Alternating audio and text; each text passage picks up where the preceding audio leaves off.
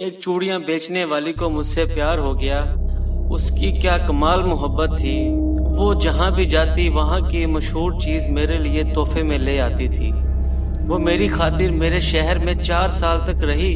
रोजाना मेरी मिन्नतें करती और रोती रहती थी। कहती थी बहू मेरे नाल शादी कर ले। मेरे लगातार इनकार पर वो वापस अपने आबाई गांव झंग चली गई।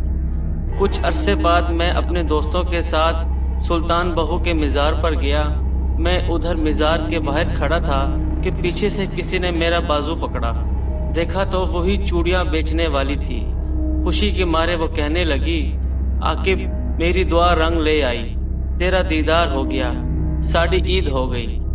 मैं जब भी दरबार पर आती थी आकिब तुझे ही मांगती थी। अब तेरे लिए बैठी हूँ, शादी नहीं की अभी तक।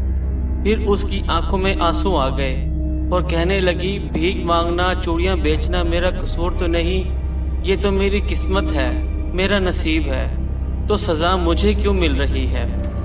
वो सबके सामने मेरे गले लगकर रोने लगी कि एक दफ़ा मेरे साथ मेरे घर चलो।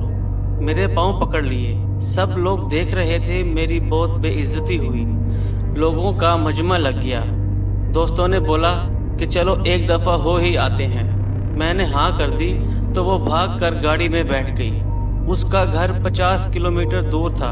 सारे रास्ते वो खुश थी। हम उसके गांव पहुंच गए। वहां सब घर कच्चे थे, लेकिन सफाई पक्के घरों से भी ज्यादा थी। सब लोग मुझे अजीब नज़रों से देख रहे थे।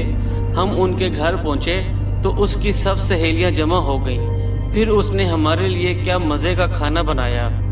उसके घर वालों ने मुझे बताया कि ये लड़की तो सारा वक्त तुम्हारे नाम की तस्बीह करती रहती है। और फिर जब हम वापस आने लगे तो उसकी आंखों से आंसू नहीं रुक रहे थे। मेरा हाथ चूमकर कहने लगी कि तेरा कसूर नहीं, मेरी किस्मत का कसूर है जो मैं चूड़ियां बेचने वाली के घर पैदा हो गई। बड़ी मुश्किल से हम सब ने इसे चुप कराया और फिर हम वापस निकल पड़े। मैं कार के शीशे से उसको देख रहा था। वो तब तक देखती रही जब तक हमारी गाड़ी उसकी नज़रों से दूर नहीं हो गई। वो हमारी आखिरी मुलाकात थी। फिर एक दिन मेरा उसे मिलने को दिल किया तो मैं उसके गांव चला गया।